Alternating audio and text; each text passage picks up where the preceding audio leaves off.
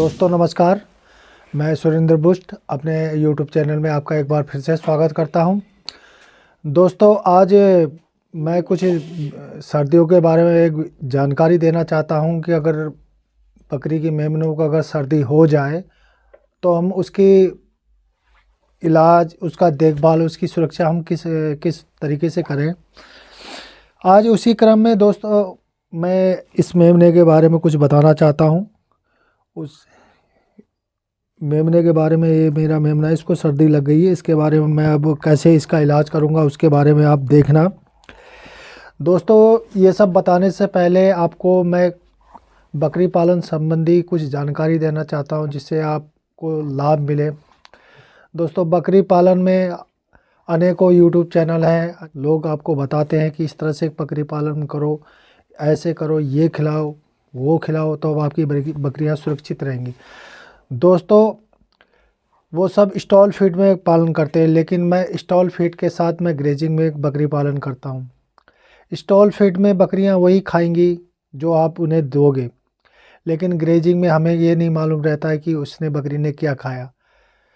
तो बकरी पालन में मैंने इन 8-9 सालों में इतना बहुत कुछ सीखा है, बहुत कुछ अनुभव लिया है कि बकरियों को हम कैसे सुरक्षित करें, कैसे उनका देखभाल करें कि बकरियां हमारी सुरक्षित रहें, और मेमनों को कैसे बचाएं। हम मेमनों को अच्छा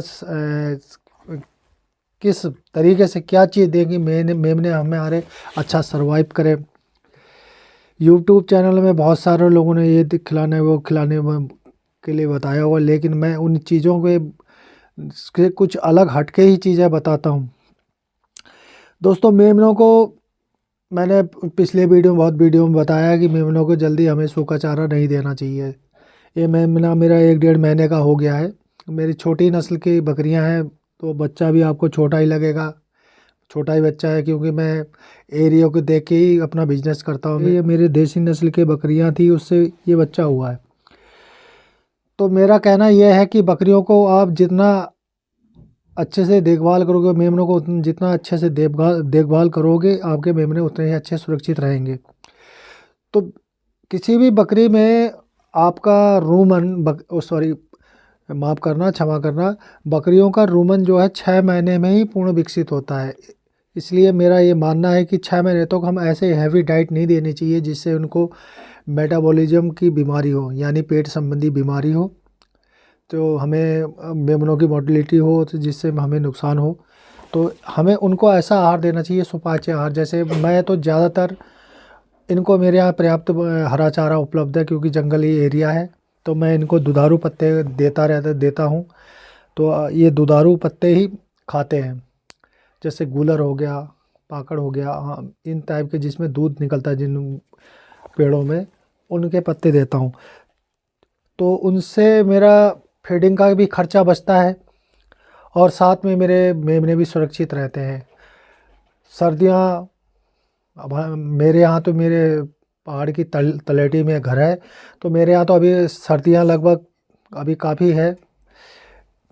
तो इसको इतनी सुरक्षा करने के बाद इसको सर्दी हो गई थी। दोस्तों सर्दी होने के बाद मैं थोड़ा सा मेरा बिजी था, क्योंकि मैं यहाँ की बकरियों की भी देखभाल करता हूँ, उनके इलाज करता हूँ, तो मैं इस भी तरफ इतना ध्यान नहीं दे पाया। तो कल तो ये डाउन हो गया था, गिर गया था, लेकिन मैं वीडियो नहीं बना पाया। तो इसको एसोडोसिस भी हो रखा था, क्योंकि एक दिन मैंने इसको थोड़ा सा अनाज दे दिया था अपने इन मेमनों को, लेकिन इनको मैं सोडा देना ध्यान नहीं रहा, तो इसको एसोडोसिस हो गया था। और एसोडोसिस के साथ इसको सर्दी हो गई है, इसके फेफड़े में बलगम जम गया है। ओरली देता हूँ चीज़, एंटीबायोटिक देने के साथ साथ मैं और चीज़ भी दे रहा था, लेकिन उससे कवर नहीं आया है। तो उसी बेस में आज मैं अब लगाऊंगा। आपने देखा होगा, मैं लोगों ने बताया होगा विक्स का भाप दो वगैरह भाग दो, लेकिन मैं विक्स का भाप तो देता हूँ। आज मैंने थोड़ा कुछ अलग ही हटके करता हूँ, क्योंकि ये मशीन लाया था मैं, न्यूबलाइजर मशीन, तो आज मैं इसको भाप दूंगा। इसको मैं आप देखना मैं किस तरह से इसको भाप देता हूँ। ये है न्यूबलाइजर का मशीन का, जो मेडिकल में मिलता है, एक वाटर होता है। इसको अब मैं आपको पूरा दिखा रहा हूँ, इसको मैं इस मेमने को मैं कैसे भाप दूंगा। ये वो भाप है, इसके अंदर में इसको खोलेंगे और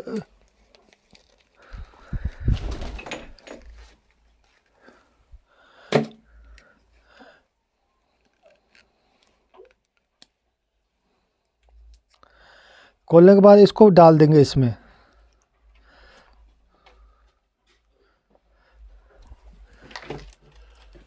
और इस तरह से कॉक लगा के मैं पूरी विधि बता रहा हूँ, इससे आपको काफ़ी राहत मिलेगी, काफ़ी सीखने को मिलेगा। मैं जो भी वीडियो बनाऊँगा, जो भी चीज़ बताऊँगा दोस्तों, मैं उसकी कहीं ना कहीं आपको कुछ ना कुछ जानकारी मिलती रहेगी। तो ये इसी के साथ मैं इसको ऑन कर दूँगा और इस मेमने को मैं अपनी गोद में बैठा लूँगा और इसके आगे ये दे दूँगा। क्योंकि देखो ये जंगली ये जानवर हैं, ये भाप इंसानों को दी जाती है, लेकिन ये जानवर है, इतना वो नहीं करेंगे, तो आपको इसको पकड़ के रखना पड़ेगा। मैं फ़िलहाल अब इसको नीचे रख दे रहा हूँ क्योंकि मुझे परेशानी हो रही है, तो इसको पकड़ना भी है। दोस्तों वीडियो लंबा हो जाए तो उसके लिए मैं क्षमा चाहता हूँ। आप इसको देखिए और इसके बाद जैसा गया उसी आधार पे अगर आप कर सकते हो तो बहुत बेहतर रिजल्ट मिलेगा आपको।